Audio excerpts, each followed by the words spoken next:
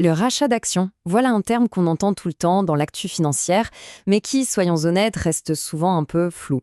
Alors, bonne ou mauvaise nouvelle quand une entreprise fait ça? C'est justement ce qu'on va décortiquer ensemble. Alors, voilà le programme. On va commencer avec un cas très concret, celui de LVMH. Ensuite, on plongera dans la mécanique pour bien comprendre de quoi il s'agit, puis on verra pourquoi les entreprises font ça, y compris pour des raisons, disons, plus guerrières. Et on terminera par la question clé, quel est l'impact réel pour un investisseur? Allez, on commence tout de suite. Et pour ça, rien de tel qu'un exemple qui a fait grand bruit récemment, avec un géant du luxe qui a défrayé la chronique financière. Et oui, LVMH, le numéro 1 mondial du luxe, a annoncé se lancer dans un programme colossal de rachat de ses propres actions. Forcément, une annonce pareille, ça ne passe pas inaperçu. Et le chiffre, il est vertigineux. 1 milliard d'euros.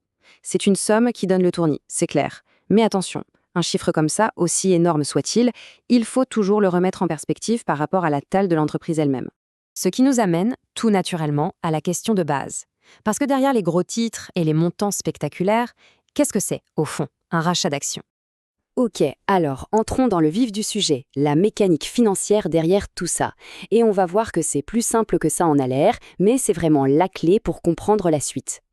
Alors, la définition, elle est toute simple en fait. L'entreprise pioche dans sa trésorerie pour acheter ses propres actions qui sont sur le marché. Et la conséquence directe, c'est ça le point le plus important à retenir, c'est qu'après l'opération, il y a moins d'actions en circulation. C'est aussi simple que ça. Et pour faire ça, il y a plusieurs méthodes. On peut acheter au fil de l'eau, sur le marché, un peu comme n'importe qui, c'est d'ailleurs ce que fait LVMH, ou alors on peut lancer une grande offre publique, une opéra, pour acheter un gros paquet d'un coup. Il y a aussi des systèmes d'enchères, ou même la possibilité de négocier en direct avec un actionnaire majeur. Bref, chaque méthode a son propre objectif stratégique. Bon, on a compris le comment, c'est bien. Mais la vraie question, la plus intéressante, c'est le pourquoi. Qu'est-ce qui peut bien pousser une société à dépenser des fortunes pour racheter des parts d'elle-même? En fait, il y a tout un tas de raisons qui se mélangent souvent.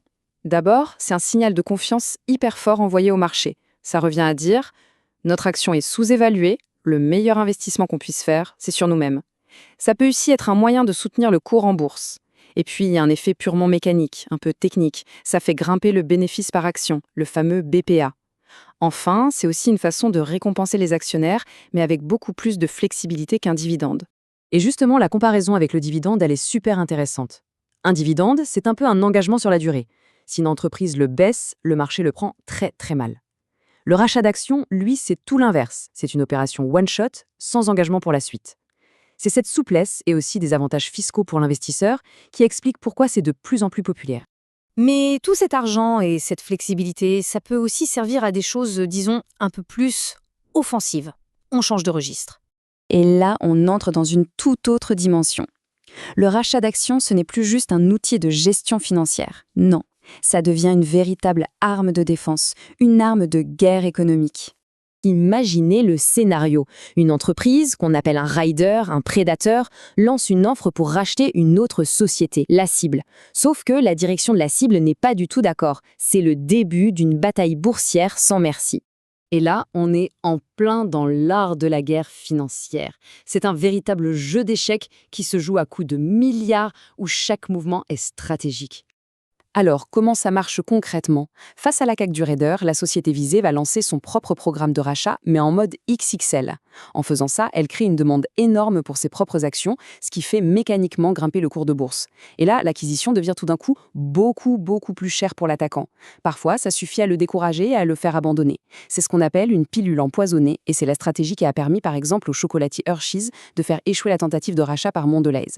Bon, après ce petit détour par la finance de combat, revenons à la question qui nous intéresse au premier plan. En tant qu'investisseur, quand on voit une annonce de rachat d'actions, qu'est-ce qu'on doit en penser? C'est une bonne nouvelle ou pas? Eh bien, toute la complexité est là. Il n'y a pas de réponse toute faite.